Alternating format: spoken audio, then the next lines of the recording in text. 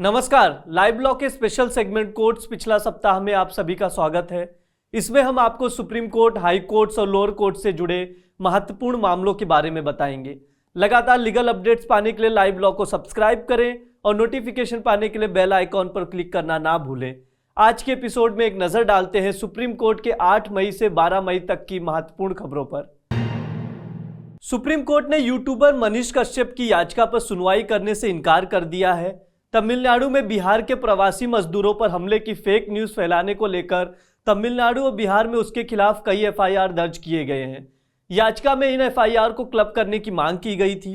Chief justice of India D Y Chandrachud और justice PS Narasimha और justice जेबी पारदीवाला की बेंच मामले की सुनवाई कर रही थी।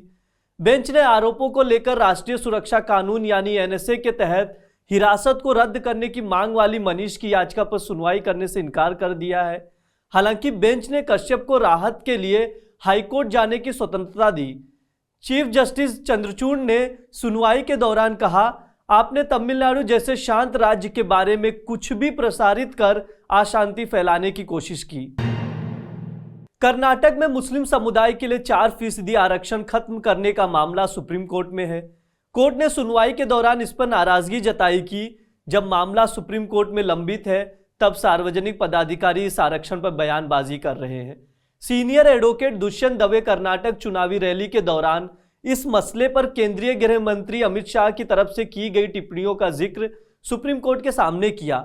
याचिका में कर्नाटक में मुसलमानों के लिए 4% आरक्षण को खत्म करने के कर्नाटक सरकार के फैसले को चुनौती दी गई है। सुनवाई के दौरान एडवोकेट दवे ने कहा, केंद्रीय गृह मंत्री ये बयान देते हैं कि उन्होंने मुसलमानों का आरक्षण वापस ले लिया है।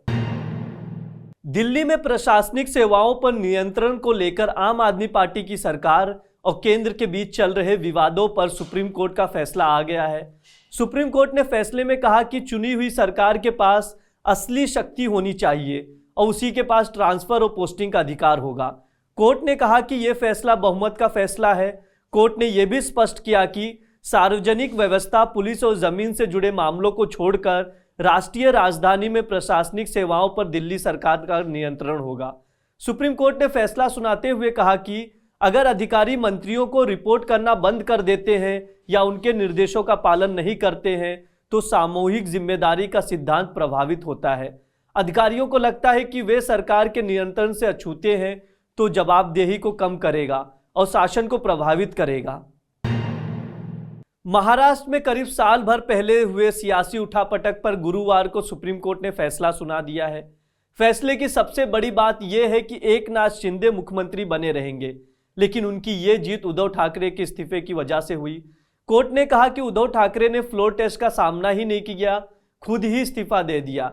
ऐसे में अदालत इस्तीफा रद्द नहीं कर सकती।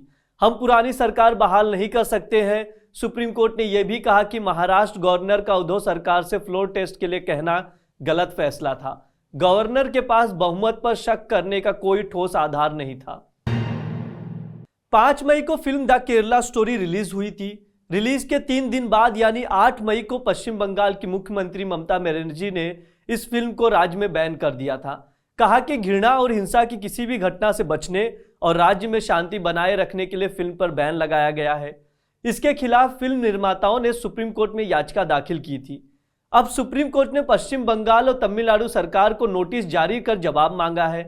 चीफ जस्टिस डीवाई चंद्रचूड़ और जस्टिस पीएस नरसिम्हा की बेंच मामले पर सुनवाई कर रही थी। बेंच ने सुनवाई के दौरान कहा, जब पूरे देश में फिल्म दिखाई जा रही है तो पश्चिम बंगाल में इस पर बैन क्यों लगाया गया है। ये लोगों को तय करने दे कि ये उन्हें फिल्म देखनी है या नहीं। अगर उन्हें ये फिल्म अच्छी नहीं लगेगी तो वो नहीं देखेंगे। मामले में अगली सुनवाई 17 मई को होगी। आइए एक नजर डालते हैं हाई कोर्ट्स की खबरों पर। बॉम्बे हाई कोर्ट में protection of children from sexual offences यानी पॉक्सो से जुड़ा एक केस आया। हाई कोर्ट ने अक्ल दाढ़ यानी विजडम टीथ को पुख्ता सबूत न मानते हुए आरोपी को बरी कर दिया है। कोर्ट ने कहा कि केवल अक्ल दाढ़ का ना होना पीड़िता के नाबालिग होने का निर्णायक सबूत नहीं है। जस्टिस अनुजा प्रभुदेसाई की बेंच ने कहा कि अक्ल दाढ़ का होना ज्यादा से ज्यादा यह साबित कर सकता है कि व्यक्ति की आयु 17 साल या उससे अधिक है, लेकिन यह साबित नहीं करता है कि व्यक्ति की आयु 18 साल से कम है। तारीख 27 अप्रैल 2013 जगह यूपी का जिला मुजफ्फरनगर। इसी जिले के कवाल गांव में 3 लोगों की हत्या हुई थी। इसके बाद 7 सितंबर 2013 को सांप्रदायिक दंगा भड़क उठा था। दंगे में 40 लोगों की जान चली गई थी और 50,000 से अधिक लोग पलायन कर गए थे। पीड़िता उन 7 महिलाओं में शामिल थी जिन्होंने आरोप लगाया कि दंगों के दौरान उनका रेप हुआ। हालांकि धमकियों और डर की वजह से 6 महिलाओं ने केस को आगे नहीं बढ़ाने का फैसला किया, जिसके चलते आरोपी बरी हो गए। अब बचा एक मामला जिस पर यूपी की निचली अदालत ने 9 मई यानी मंगलवार को फैसला सुनाया है। निचली अदालत ने दंगे के दौरान एक महिला के साथ गैंग रेप मामले में 2 आरोपियों महेश वीर और सिकंदर को आईपीसी की धारा 376D, 376(2G) और 506 के तहत दोषी ठहराया है। दोनों को 20-20 साल की सजा सुनाई है। साथ ही 15-15 हजार रुपए का जुर्माना भी लगाया गया है। क्या अडल्टरी के आरोपों को साबित करने के लिए सबूत जुटाने के पत्नी के अधिकार पर पति का निजता का अधिकार हावी हो सकता है? यह सवाल दिल्ली हाईकोर्ट के सामने आया।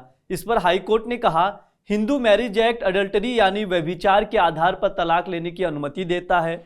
इसलिए यह बिल्कुल भी सार्वजनिक हित में नहीं होगा कि कोर्ट निजता के अधिकार के आधार पर उस विवाहित व्यक्ति की सहायता करे जिस पर शादी के बाद भी दूसरी महिला के साथ सेक्सुअल रिलेशनशिप में लिप्त होने का आरोप है। जस्टिस रेखा पल्ली की बेंच ने कहा, के.एस. पुट्टुस्वामी बनाम भारत सरकार मामले में सुप्रीम कोर्ट ने कहा था कि निजता का अधिकार संवैधानिक रूप से संरक्षित अधिकार है, लेकिन यह पूर्ण अधिकार नहीं है। इलाहाबाद हाईकोर्ट ने ज्ञानवापी मस्जिद में सर्वे के दौरान मिले कथित शिवलिंग का साइंटिफिक सर्वे कराने का आदेश दिया है। कोर्ट ने भारतीय पुरातात्विक सर्वेक्षण विभाग से कहा कि शिवलिंग को बिना खंडित किए वैज्ञानिक जांच करें। इलाहाबाद हाईकोर्ट के जस्टिस अरविंद कुमार मिश्रा की पीठ ने एएसआई की रिपोर्ट के आधार पर कथित शिवलिंग का साइंटिफिक सर्वे कराने का आदेश दिया है। दरअसल वाराणसी कोर्ट ने 14 अक्टूबर को शिवलिंग की आयु का पता लगाने के लिए साइंटिफिक जांच कराने से इनकार कर दिया था। इसी को चुनौती दी गई थी। दिल्ली पुलिस ने शुक्रवार को दिल्ली की एक अदालत को बताया कि भारतीय कुश्ती महासंघ के अध्यक्ष ब्रिजभूषण शरण सिंह के खिलाफ यौन उत्पीड़न मामले की जांच के लिए एक स्पेशल इन्वेस्टिगेशन टीम का गठन किया गया है। पब्लिक प्रोसिक्यूटर अतुल श्रीवास्तव ने राउज एवेन्यू कोर्ट के additional chief metropolitan magistrate Harjeet Singh Jaspal को सूचित किया कि सीलबंद लिफाफे में मामले की स्टेटस रिपोर्ट दाखिल कर दी गई है। श्रीवास्तव ने कहा कि स्टेटस रिपोर्ट को किसी के साथ साझा नहीं किया जाना चाहिए क्योंकि मामला यौन अपराध से जुड़ा हुआ है। आज के एपिसोड में इतना ही। देखते रहिए लाइव लॉ। शुक्रिया।